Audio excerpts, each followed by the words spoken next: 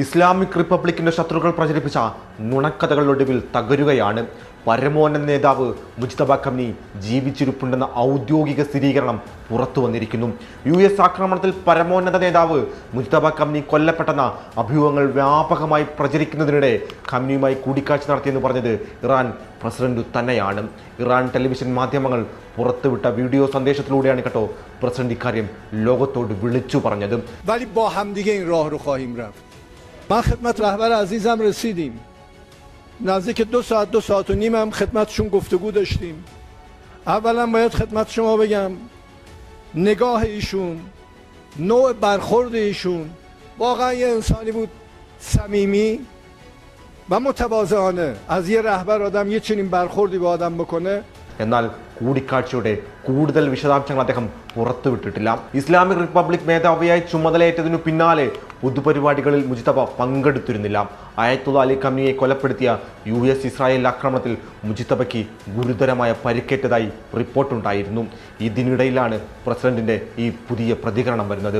Iran ജനതയിൽ ഇത് വലിയ ആവേശമാണ് കേട്ടോ ഉണ്ടാക്കിയിരിക്കുന്നത്. കൂടിക്കാഴ്ചയിൽ പരമോന്നത നേതാവിന്റെ ദീർഘവീക്ഷണം തന്നെ അത്ഭുതപ്പെടുത്തിയെന്നാണ് പെസഷ്കിയാൻ പറഞ്ഞു വെക്കുന്നത്. മുജ്തബ കംനിയുടെ രാജ്യത്തോടുള്ള ആത്മാർത്ഥതയെക്കുറിച്ച് എടുത്തു പറയാനും അദ്ദേഹം മറന്നില്ല കേട്ടോ.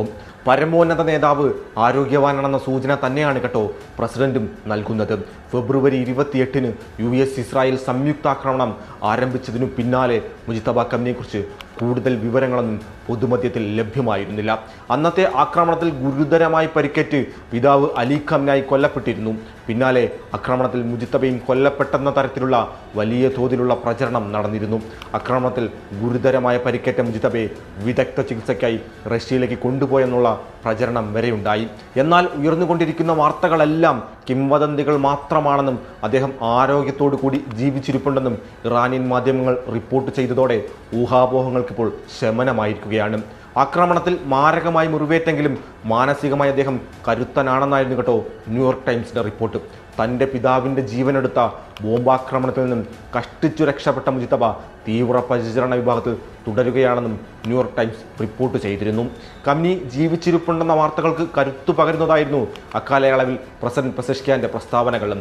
ഹൃദയ ശസ്ത്രക്രിയാ വിദഗ്ധനായ പ്രസിഡന്റ് പെസഷ്കിയാന്റെ നേരിട്ടുള്ള മേൽനോട്ടത്തിൽ തന്നെയായിരുന്നു മുജ്തബയുടെ ചികിത്സകൾ നടന്നു പോന്നിരുന്നത്.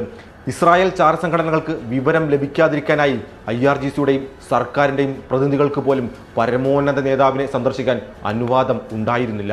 കിംവദന്തികളുടെ പുകമറ നീക്കി അദ്ദേഹം ഉടൻ തന്നെ പൊതുവേദികളിൽ പ്രത്യക്ഷപ്പെടുമെന്ന വാർത്തകൾ ഇറാനിയൻ തെരുവുകൾക്ക് ചെറുതൊന്നുമല്ലാത്ത വിപ്ലവാവേശമാണ് കേട്ടോ പകരുന്നത്. അതേ സയനിസ്റ്റ് ശക്തികളുടെ ഗൂഢാലോചനകളെ അതിജീവിച്ച് ഇറാൻ മുന്നോട്ട് തന്നെയാണ് കുതിക്കുന്നതെന്ന് നമുക്ക് നിസ്സംശയം പറയാം.